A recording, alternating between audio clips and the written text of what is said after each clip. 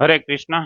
સત્સંગ શ્રવણ કરનાર બધા જ ભક્તોનું સ્વાગત છે. બધા જ ભક્તોના ચરણમાં પ્રણામ. આજે આપણે સંપૂર્ણ ભગવદ્ ગીતા કોર્સ ભાગ 18માં શ્રવણ કરશું. બધા જ ભક્તોનું સ્વાગત છે. આગળના સત્સંગમાં આપણે શ્રીમદ ભગવદ્ ગીતા અધ્યાય 1 શ્લોક ક્રમાંક 4 ને લઈ અને શ્રવણ કરીએ છીએ.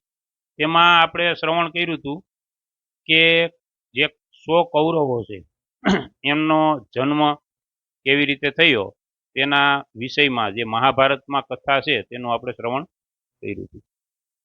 હવે ભીમસેન છે એની ત્રીજી પ્રતિજ્ઞા હતી કે આ જે 100 કૌરવો છે તેને હું એકલો જ મારીશ. તો હવે 100 કૌરવો છે તેનું એક પછી એક મૃત્યુ યુદ્ધની અંદર થાય છે અને તેના સમાચાર જે છે એ સંજય છે એ ધૃતરાષ્ટ્ર મહારાજને આપે છે. કારણ કે ધૃતરાષ્ટ્ર મહારાજ અને સંજય બંને છે એ તો ત્યાં મહેલમાં જ હતા હસ્તિનાપુરમાં. એટલે સંજય છે એ ધૃતરાષ્ટ્ર મહારાજને સમાચાર આપે કે આજે યુદ્ધમાં તમારા 5 પુત્રોનું ભીમના હાથથી મૃત્યુ થયું છે. પછી બીજે દિવસે આપે કે આજે 10નું મૃત્યુ થયું, આજે 20નું થયું, આજે 30નું થયું. આવી રીતે સંજય છે એ ધૃતરાષ્ટ્ર મહારાજને સમાચાર આપતો રહે છે કે આજે ભીમના હાથે તમારી 100 પુત્રો છે એમાંથી 40 વિકેટ ગઈ છે.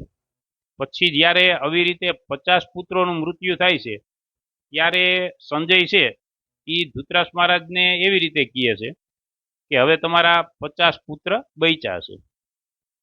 પછી આગળ યુદ્ધ થાય છે એટલે કે હવે 40 પુત્ર બચ્યા, હવે 30, હવે 20, હવે 10, પછી કે હવે 5 બચ્યા છે અને લાસ્ટમાં કહે છે કે હવે 2 પુત્ર બચ્યા છે.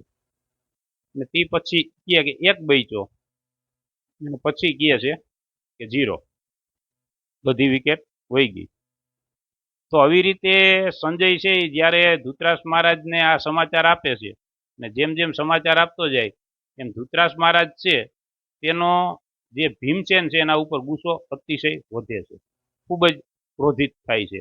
પણ બહારી રીતે દેખાતું નથી, પણ અંદરથી ખૂબ જ ભીમસેનના માથે ક્રોધિત થાય છે. પણ હવે મહારાજ છે એ તો યુદ્ધમાં ગયા નહોતા અને ત્યાં મહેલમાં હતા એટલે બીજું કાંઈ કરી શકે એમ તો નહોતા.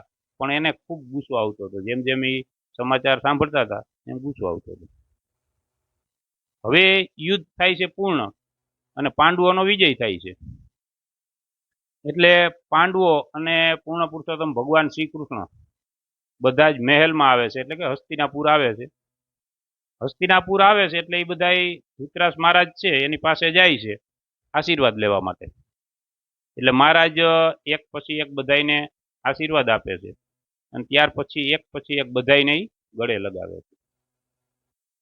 એટલે આમ જ્યારે ભીમસેનનો વારો આવ્યો મહારાજને ગળે લાગવાનો ત્યારે ભગવાન તો ત્યાં હાજર જ હતા. એટલે ભગવાને ભીમસેનને ઈશારો કર્યો, એટલે કે બાજુમાં એક પુતરું પડ્યું હતું ભીમનું જ, કે જે પુતરું છે તેની સાથે આ દુર્યોધન છે એ ગદાયુદ્ધની પ્રેક્ટિસ લેતો હતો, લોખંડનું હતું. એટલે ભીમસેન વાત ભગવાનની સમજી જાય છે કે ભગવાન શું કહેવા માગે છે.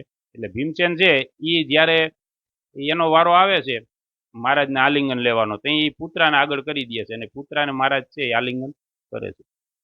મહારાજને એટલો ગુસ્સો હતો કે એ પુત્રાને આલિંગન કરે એટલે તરત જ એનો ભાંગીને ભૂકો કરી નાખે, ચૂરે ચૂરા કરી નાખે છે પુત્રાને.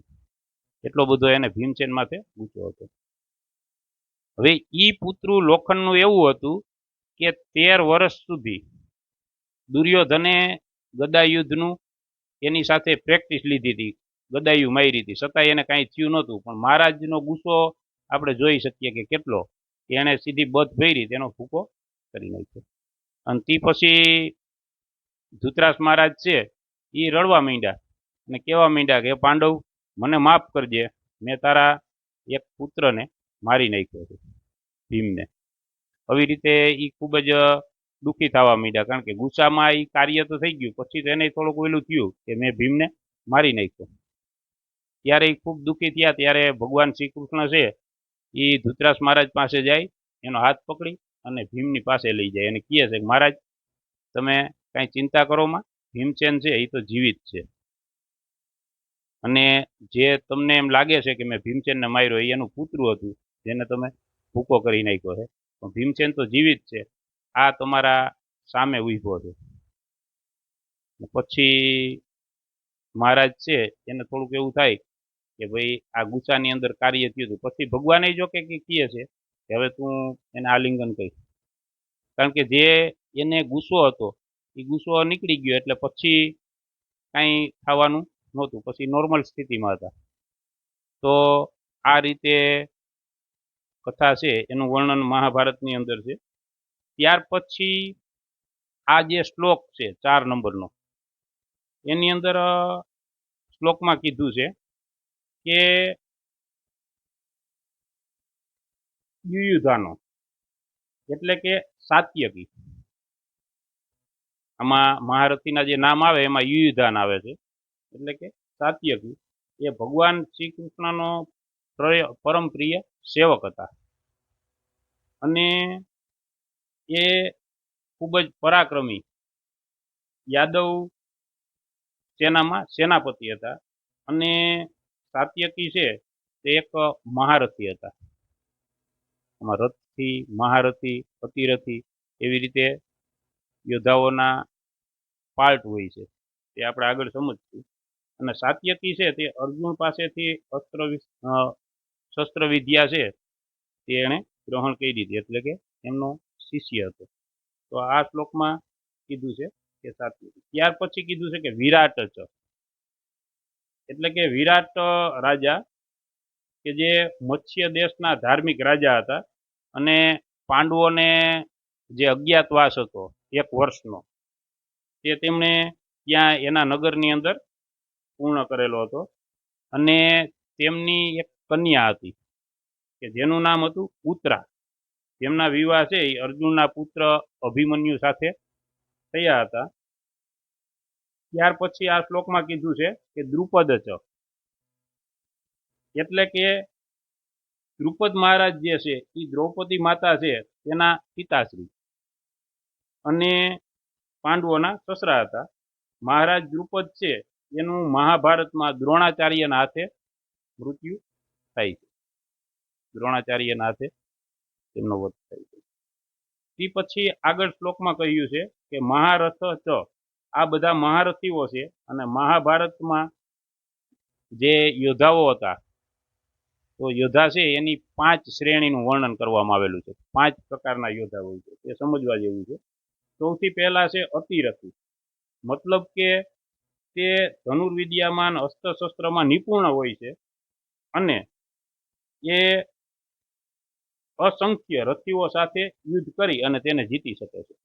ઘણા બધા રથીઓ સાથે યુદ્ધ કરી અને બધાને જીતી લે છે. ત્યાર પછી છે કે જે વ્યક્તિ 10,000 રથીઓ સાથે યુદ્ધ કરી અને તેને જીતી લે તેને મહારથી કે. આપણે ઘણી વખત સાંભળીએ નામ મહારથી, તો એ મહારથી છે કે 10,000 રથીઓ સાથે યુદ્ધ કરીને એને જીતી લે. જો જે વ્યક્તિ છે એક રથી સાથે યુદ્ધ કરે, એક રથી સાથે યુદ્ધ કરી અને તેને જીતી લે તેને રથી કહેવાય છે. અને જે વ્યક્તિ એના કરતાં ઓછું એટલે અડધું યુદ્ધ કરે તેને અર્ધ રથી કહેવામાં આવે છે. અને ત્યાર પછી જે વ્યક્તિ એક વ્યક્તિ સાથે યુદ્ધ કરે છે એને યોદ્ધા કહેવામાં આવે છે. વ્યક્તિ સાથેનું યુદ્ધ હોય જે કરતા હોય એને યોદ્ધા કહેવામાં આવે છે. આવી રીતે આ 5 પ્રકાર બતાવવામાં અહીં આવ્યા છે કે રથીઓ છે એની શ્રેણીનું વર્ણન કરવામાં આવ્યું છે. 5 પ્રકારના રથીઓ હોય છે. તો બંને સેનાની અંદર જોવામાં આવે તો ઘણા બધા મહારથીઓ હતા. તો આ રીતે આ શ્લોકની અંદર વર્ણન કરવામાં આવેલું છે. રથી, મહારથી, અતિરથી અને યોદ્ધાઓ વિશે વર્ણન થયું છે.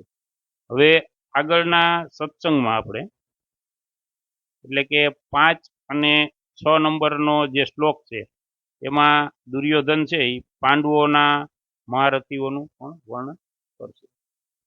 તેને હજી આગળ આપણે શ્રવણ કરશું. હરે કૃષ્ણ. શ્રીલ પ્રભુપાદ કી જય.